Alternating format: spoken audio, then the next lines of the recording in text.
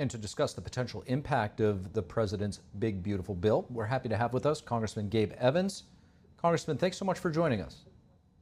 Of course. Thanks for taking the time to chat. Congressman, talk to us about what it was like today on the Hill. President Trump, obviously there, trying to convince some of the holdouts to pass this bill. First off, what was the reaction among some of your colleagues who were against it? From all reports, it sounds like things were quite cordial between the president and Thomas Massie. Yeah, as you heard the speaker and the president say, we're all working together to deliver these historic tax cuts and to make sure that we're protecting Medicaid by cutting out the fraud, waste, and abuse. And so we're all working together as a team. Of course, on a team, everybody's got different roles to play. But as the analogy goes, with the president, we've got an absolutely fantastic quarterback, and together we're going to get this bill passed, and we're going to deliver those meaningful results around tax relief and protecting Medicaid for the most vulnerable by cutting out the fraud, waste, and abuse, and a whole host of other things geared toward slashing a bunch of red tape so that we can get our economy going again.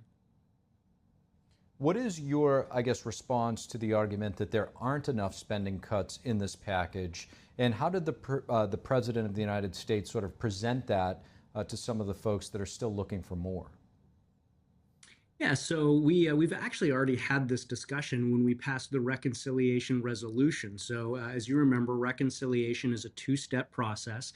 The first time that you pass the bill, you're setting the top line numbers that the different committees have to hit. The biggest number was to my committee, Energy and Commerce. We had to find $880 billion in cost savings. Guess what?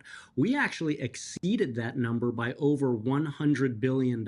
We've got over $980 billion of fraud, waste, and abuse reduction that we were able to find in all of the different programs that fall under the jurisdiction of the Energy and Commerce Committee. So that negotiated mark that we were supposed to hit, 880 billion, we actually exceeded it by 100 billion. Unfortunately, there's that much fraud, waste, and abuse in all of these different programs. The good news is we're still not actually cutting Medicaid. Medicaid spending will continue to increase under the Republican plan. This time, it's just going to be more efficient and go to the people who actually need it rather than illegal immigrants, ineligible beneficiaries, and things of that nature.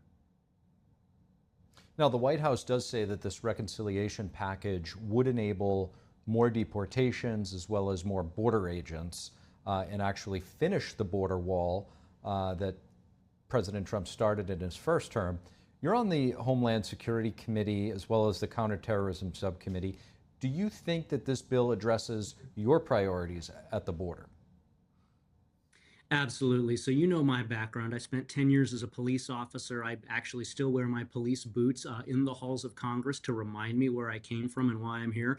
I spent another 12 years in the U.S. Army and the National Guard, and I've deployed overseas in support of the global war on terror. And so protecting America, protecting the homeland from the threats that we face from foreign adversaries, from foreign terrorist organizations, from cartels is incredibly important. And we have solutions to all of those threats in the bill that we passed out of Homeland Security. It's tens of billions of dollars for the border wall and for all of the associated technology and logistics and infrastructure that go along with supporting the border wall. It's billions of dollars toward our actual brave men and women who are on the border, who are keeping us safe.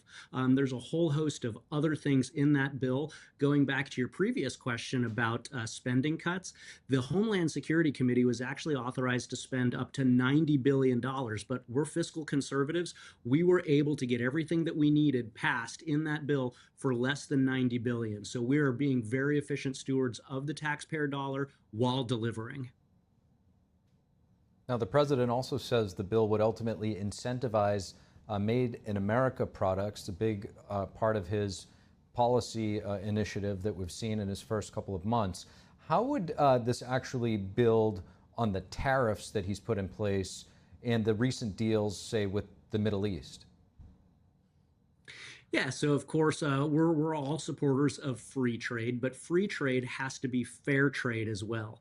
My district, Colorado's 8th Congressional District, we are the district that feeds and fuels the rest of Colorado. We have all of the energy production. We've got agriculture. We've got all of the industry that builds our key infrastructure like water pipelines and roads and bridges and the energy that powers all of that. And so what we're seeing in this reconciliation package is a lot of red tape that's being cut out and removed so that responsible foreign investors can come, they can bring their dollars, they can bring their projects to the United States. We build things better here in the United States than anywhere else. And so by cutting that red tape, we're able to attract that responsible investment into the United States. It's actually another bill that I've got myself, the Global Investments in American Jobs Act, which again is designed to bring that responsible investment into the United States. And we're going to be a great place to do business with cutting a lot of the just punitive red tape that the previous administration imposed. And circling back to Medicaid, this has been a big sticking point in this bill for many. The bill would ultimately, as I read it now, stop Medicaid from going into illegal immigrants as well as able-bodied adults who are not working. How would this ultimately apply in your state of Colorado? And do you think that this is ultimately what the American people are looking for? Yeah, I think the American people have spoken loud and clear. They want to make sure that we're putting Americans first. And in the Medicaid space, that means doubling down on protecting the people that this program was designed for. That's people with disabilities, that's kids, that's pregnant women. And for those folks to be cut in line to have 1.4 million illegal immigrants taking taxpayer money away from them and going to illegal immigrants, to have 1.2 million people who are ineligible to even receive Medicaid, but who are still getting Medicaid because the Biden admin didn't allow states to clean up their Medicaid rolls. That's how we're protecting and strengthening Medicaid, by making sure that those resources can go to the people that rely on this. Your question about the work requirement. So it's actually broader than that.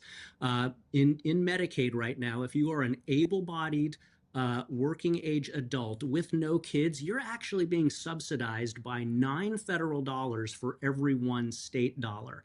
And so to that population, we are asking that you work or volunteer or go to school part-time, 20 hours a week, in order to continue receiving that taxpayer-funded health care. That's something that already exists in SNAP, formerly known as food stamps, and TANF, temporary assistance for needy families. So we've already seen the work requirements succeed at the federal level, and we're just bringing that same accountability and good stewardship of taxpayer dollars to Medicaid so that we can protect it for the people who rely on it.